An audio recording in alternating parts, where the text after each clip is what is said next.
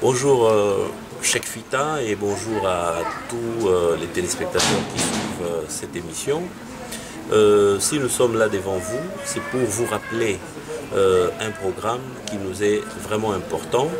Parce que si vous avez souvenir, vous qui suivez régulièrement ce programme de Cheikh Fita, vous allez vous souvenir qu'il y a 3 ou 4 mois que nous sommes passés devant sa caméra pour vous annoncer dans le cadre d'une tribune d'expression citoyenne comme nous l'appelons, que nous étions en train de préparer l'accompagnement des électeurs congolais dans ces processus électoraux belges.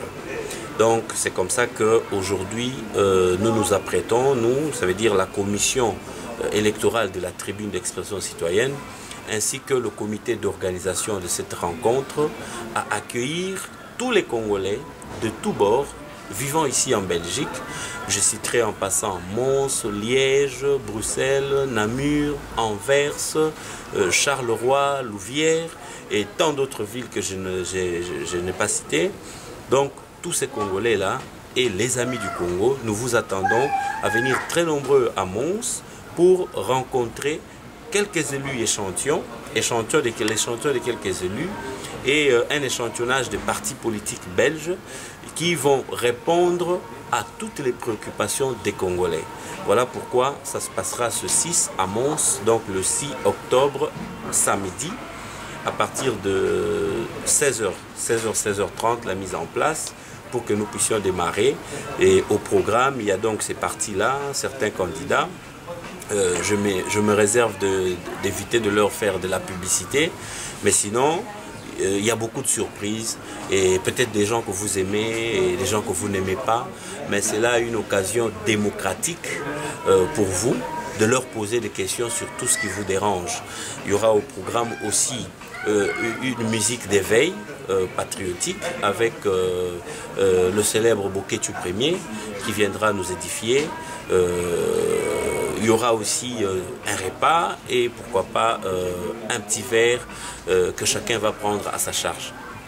Et parmi donc, les thèmes abordés, si nous comprenons bien, c'est initier ou plutôt donc, canaliser un peu le vote des Congolais ou bien leur ouvrir l'œil ou je ne sais pas quoi. Tout à fait, tout à fait. Moi je pense qu'en tant que citoyen responsable, il est du devoir de chacun d'entre nous de chercher d'abord à comprendre l'enjeu politique belge et après cela se décider par rapport à tout ce qui se présente comme programme, tout ce qui se présente comme profil et faire un choix parce que le vote c'est un choix. Donc avant de faire un choix, il faut quand même que soit vous ayez des références. Donc nous allons donner des références à nos compatriotes pour que ce soit un vote utile du côté congolais. Utile, c'est-à-dire?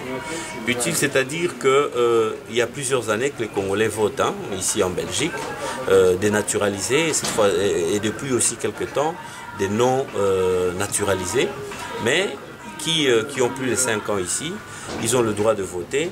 Bon, voter utile, ça veut dire que chez nous, au Congo, il y a assez de problèmes. Nous avions longtemps marché ici en Belgique et nous avions pointé du doigt beaucoup de politiques belges qui s'immiscent ou encore qui ne prennent pas le bon côté des choses. Ça veut dire qu'ils soutiennent de temps en temps des dictateurs chez nous en Afrique, donc au Congo précisément. Et c'est aussi une occasion pour nous, pour ne pas dire sanction, parce que sanction, ça fait peur à beaucoup de gens.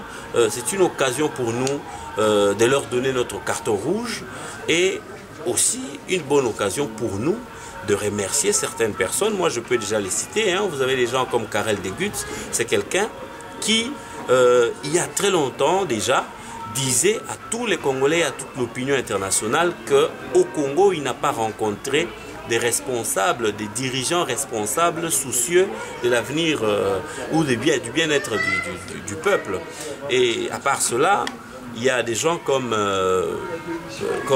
Laurent Louis, qui est lui à Nivelles.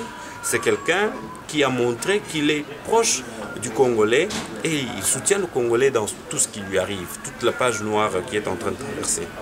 Et quelle sera la dividende de l'électeur congolais s'il devait donner son choix pour X ou Y? Bon, voilà, c'est là que la tribune intervient, donc notre structure.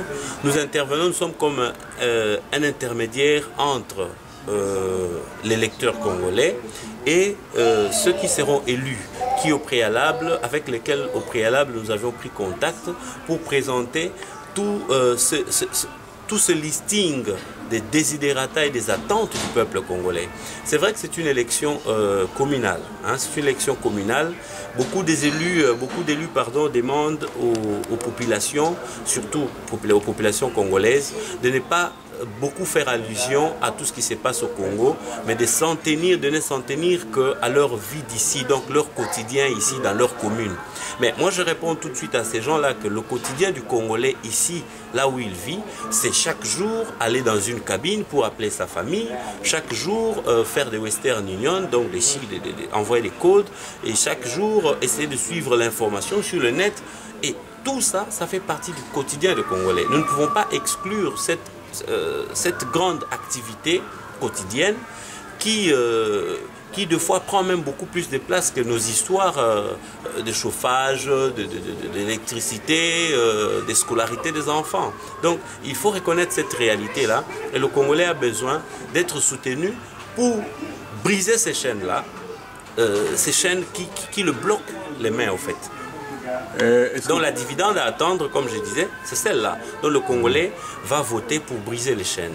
Y a-t-il une garantie que la rencontre sera démocratique? Autrement dit, on n'exclut aucun candidat d'aucun parti politique. Tout à fait. C'est ici une preuve encore que le Congolais, qui a toujours été, qui est déjà depuis un temps mal vu parce que beaucoup de Belges, donc beaucoup de Blancs, pensent depuis décembre que le Congolais c'est un casseur, le Congolais c'est quelqu'un qui ne veut pas écouter, c'est un radical, c'est là. C'est une occasion ici. Nous avions lancé des invitations à tous les partis politiques belges confondus. Il y a eu du côté flamand comme du côté wallon. Tous ces partis, petits, grands, nous avions envoyé au moins 50 courriers aux responsables des partis politiques. Il y en a qui nous ont répondu que l'élection communale n'est pas si importante pour eux de venir se justifier ou encore répondre de quelques questions soient-elles. Il y en a d'autres qui vont répondre présent parce que nous avons déjà des confirmations. Parmi les grands partis, je vous assure que le PS par exemple sera représenté, alors que vous savez très bien que les grands partis, PS et tout ça, sont des partis que nous n'allions plus supporter. Mais ici, nous leur donnons l'occasion de s'exprimer parce que l'objectif, comme je l'ai dit dès le commencement, ce n'est pas seulement de se créer des ennemis, mais l'objectif à la fin, c'est d'agrandir le nombre des alliés. Et votre dernier mot? Le dernier mot, c'est de demander à mes compatriotes de répondre très nombreux à ces rendez-vous. C'est un rendez-vous qui va quand même déboucher sur la respectabilité de leur être. Ça veut dire que le Congolais qui est négligé, qui est considéré comme un indécis, qui est considéré comme quelqu'un sans position, quelqu'un, comme je disais, un indécis, quelqu'un qui n'a aucun avis à émettre. Cette fois-ci, le Congolais va dire à tous ces responsables des partis politiques que ce n'est pas parce que vous avez fait surgir sur les listes de vos partis politiques certains de nos compatriotes que directement vous nous avez. Non.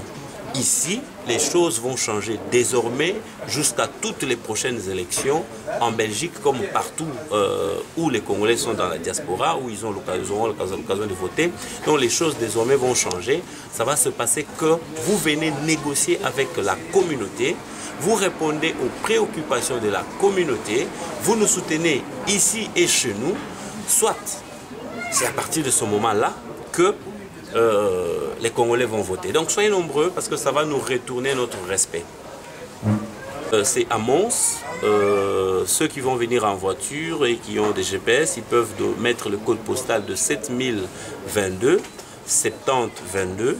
C'est ça dans 7022 ou 7022. C'est Ion, la commune de Ion. C'est une commune de Mons. Et nous serons là dans la salle Le Coloma. C'est à la place Dion, au numéro 15. Numéro 15, place Dion. Et c'est à 16h pile que nous pouvons déjà prendre place dans la salle. Je vous assure, les places sont limitées. Il faut vraiment être là pour occuper la bonne place et suivre très bien le débat. C'est dans toutes les langues.